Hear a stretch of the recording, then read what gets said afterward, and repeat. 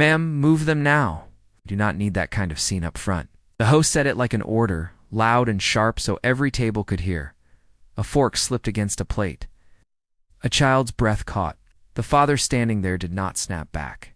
He only turned his head toward his son and held his small hand tighter, as if bracing him against something that had nothing to do with dinner.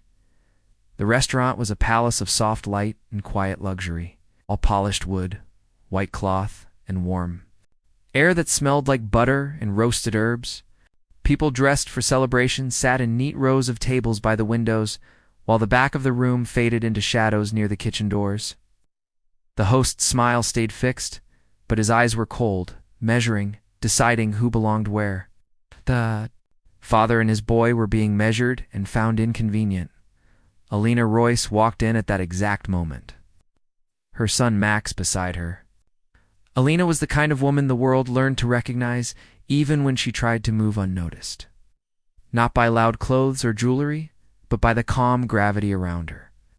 She had earned her billions running companies with the same steady patience. Others used to survive storms. Tonight she wanted simple peace, a quiet dinner with her child, a small pause from the loud life that never stopped ringing. She did not get peace. She got a moral wound unfolding in front of her. Near the window was a table already set for two. Candles waited, glasses shone, and a small paper crown sat beside a folded napkin. A birthday table. The black single father stood next to it, still and polite, his navy jacket clean but worn at the cuffs, each fray a sign of long, careful use. His posture said he was used to holding himself steady in places that tried to tilt him. His son, maybe 7, wore a bright red tie that sat slightly crooked, like he had dressed himself and was proud of it. The child held a little gift bag and stared at the glowing table as if it were the center of the world. "Sir, that section is for high-tier reservations. That is our policy." The host kept his voice neat, like rules were more important than hearts. "You can wait or sit near the back." He gestured toward a dim corner where the kitchen doors swung open and shut. Sending out a brief rush of heat and clatter, the father checked his phone once, calm, then looked down at his boy. He saw the tremble in that small face, the way the child was trying to be brave. The father's voice stayed low and kind. "Okay, wherever there is space." The boy whispered a question that barely escaped his throat. "Dad, did we do something wrong?" His eyes were bright with the fight not to cry. "No, buddy, you did nothing wrong. Some grown-ups forget how to be kind." The father brushed a thumb over his son's cheek, the way a person touches something precious when the world is too rough. He did not raise his voice. He did not challenge the host. Silence was not weakness. It was the kind of control learned by people who have had to protect others more than themselves. Across the room, Lena felt those words hit her like a hand on an old scar. She stared at the father's face, and a memory rose so fast she almost stumbled.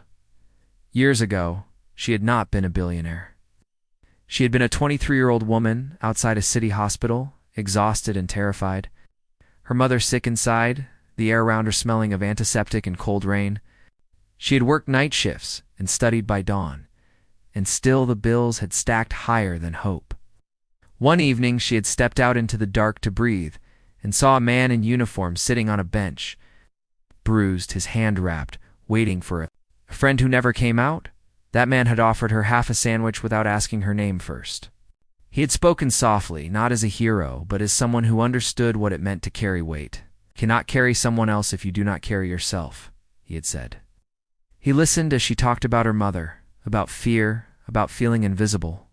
In a system that cared more about numbers than people, before leaving, he pressed folded paper into her palm. A list of programs, a number, for help she did not know existed. She asked why he would help a stranger when he looked like he was hurting too. His eyes went far away, then back. "'Cause love keeps moving, even when people do not. My wife would want me to help." He said wife like it was both a blessing and a wound, and she learned later that his wife had passed months before in a crash that took the light out of his world. That list had saved Alina's mother a year of care. It had saved Alina from drowning. She had tried to find him afterward to say thank you, But life had become a rush of work, business, grief, and then Max's birth. Yet his face never left her mind, and now he was here, older, wider in the shoulders. Eyes carrying tired patience, not a soldier anymore, just a father. Marcus Hill. Max tugged Elena's sleeve. Mom, why is that man sad? His voice was small, worried, honest, because someone is being unfair, Elena said, voice steady and low. X. Frown the way children do when they see wrong without understanding why adults allow it. Then we should help. Elena walked across the room. People shifted aside without thinking, as if her presence rearranged air. She stopped near the host, just as Marcus and his boy began moving toward the back. Excuse me, Lena said with calm authority, the kind that did not need volume. Is the window table taken? The host turned, ready to greet her with practiced warmth, then stiffened. Ms. Royce, your usual table is ready. I asked about the window, Elena repeated. He swallowed. That section is for high-tier guests. Policy? Good, Elena said, eye steady, voice cool as stone. Then it belongs to them. Marcus turned, confusion on his face. Their eyes met. Years fell away in an instant. Marcus Hill, Elena said gently. You once saved my family. Marcus blinked, searching her face, and recognition dawned slowly like sunrise. Elena from the hospital. It once, yes, the host. Tried to speak again, thin and nervous. It's Royce. We cannot. Just Elena lifted a hand. Not angry, not dramatic, just final. You can. Tonight she crouched in front of the birthday boy so her eyes were level with his. Happy birthday. Would you like the best seat in the house? Her voice was warm, simple, the way you speak when you want a child to feel safe again. The boy stared, caught between hope and fear. Then he nodded shyly. Elena looked up at Marcus.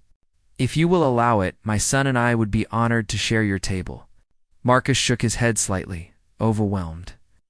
You do not have to do that. Some people think dignity is something you earn by staying silent, Elena said. But dignity is something you carry. See yours. The room changed on that line, a woman near. The bar set her napkin down. A man stood. Then another. Then more. Slowly, quietly, like a tide turning. No one clapped. No one shouted. They just rose in silence. A wordless vote for what was right. The host's face flushed. Yes, Ms. Royce. He motioned a waiter over. Please bring them to the window. Chairs were pulled out. Candles were relit. Marcus guided his son back to the birthday table, steps careful as if he did not want to wake a fragile dream.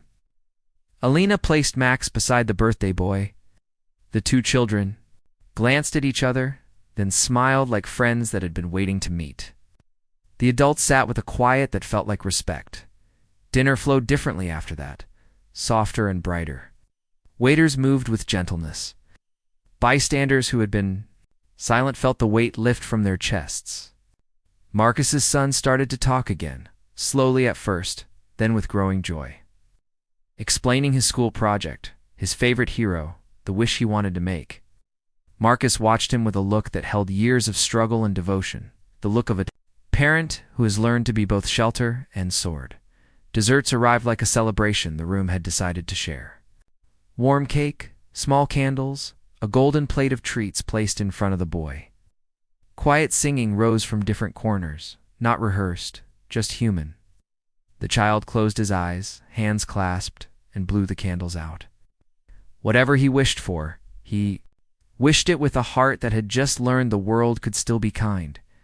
Marcus leaned back, breath leaving him in a slow release. I have tried to teach him that strength can be soft, said voice low. That is the strongest kind, Elena replied. When they stood to leave, Elena handed Marcus a small card with her number. Not to offer pity, not to offer rescue, but to offer connection, not charity, community, the kind you gave me. Marcus held the card carefully. You did not just give us a table. No, Elena said. You gave me a life years ago. Tonight, I returned a moment. The host stepped forward, eyes lowered now. Voice small. Sir, I am sorry.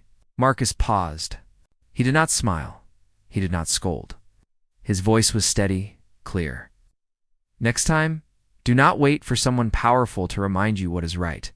Outside, the night air was cool and clean. City lights shimmered on the sidewalk. Marcus's son skipped beside him, clutching the dessert box like treasure, laughing again the way a child should. Alina watched them go with Max leaning into her side. Max looked up at her. Thoughtful mom. Are we rich because we have money? Alina kissed his hair. We are rich when we use what we have to make the world kinder. Marcus walked into the night, holding his boy's hand, carrying proof that quiet dignity can move a room, and that honor does not need to shout to win. If this story stayed with you, comment where you were watching from, and tell us a time you saw kindness change a moment. Subscribe for more stories that honor the strong, silent heroes among us.